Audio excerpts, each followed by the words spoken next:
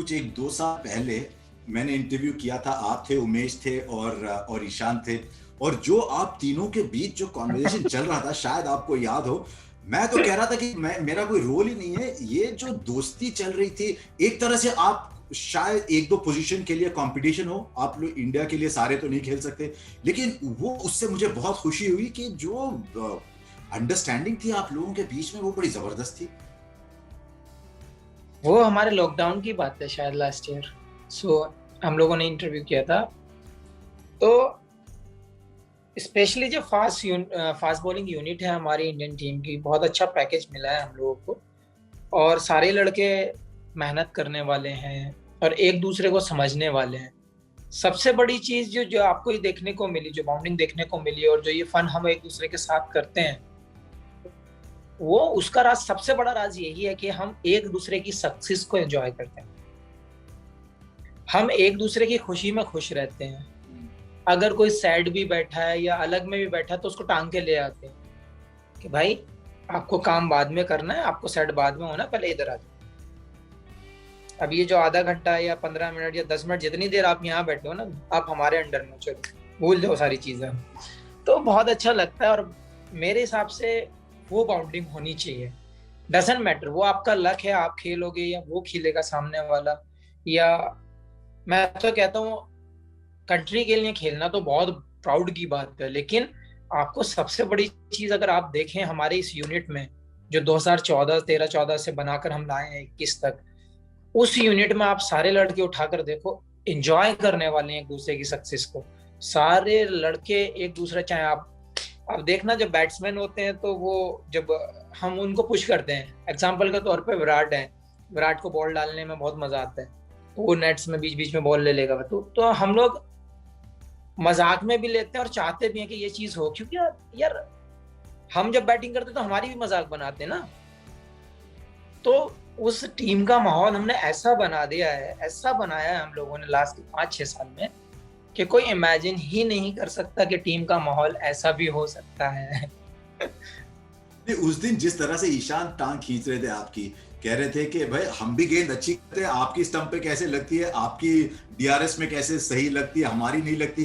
तो ये जो एक तरह से कंपटीशन भी है आप दोनों के बीच, और जिस तरह से एक दूसरे की टांग खींचते, ये बहुत दिल को छुआ, बड़ा अच्छा लगा।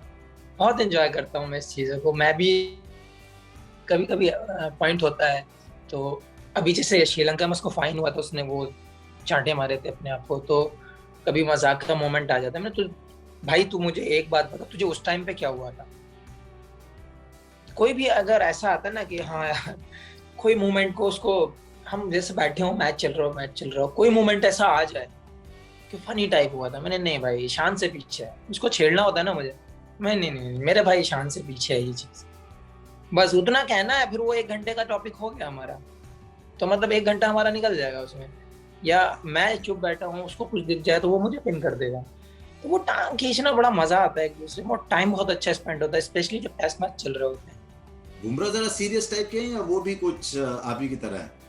नहीं, वो थोड़ा सा अलग है उस चीज में, उसको मजाक ज्यादा पसंद नहीं, उसको बुरा लग जाता है।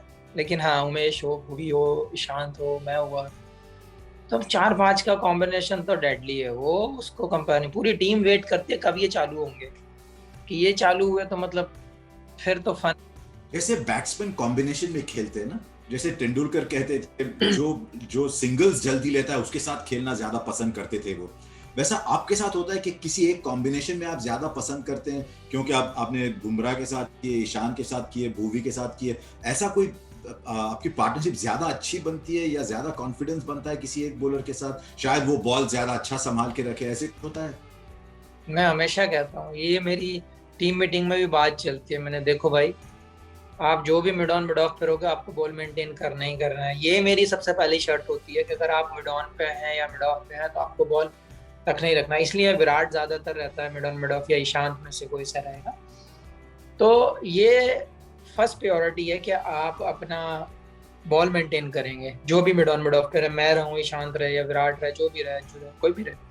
अजू बहुत कम आता है, लेकिन हमेशा से ये है कि जब आप, मैं ईशांत और ज्यादातर बुमराह, हम 3-4 साल से, 4 साल से या 5 साल से आप बोलो, मतलब एक पैकेज में खेल रहे हैं हम लोग, एक यूनिट में खेल रहे हैं। तो हमारा हमेशा यही डिस्कशन हुआ है कि हम जब बॉल दूसरे बंदे को देंगे, सपोज मेरा स्पेल खत्म हो रहा है, मैं ईशांत को दूंगा, या फिर मैं इस एंड से डाल रहा हूँ, ईशांत उस एंड से डाल रहा है, तो मैं ईशांत के लिए उतने ऑप्शन छोड़ दूं कि वो अटैकिंग आ सके।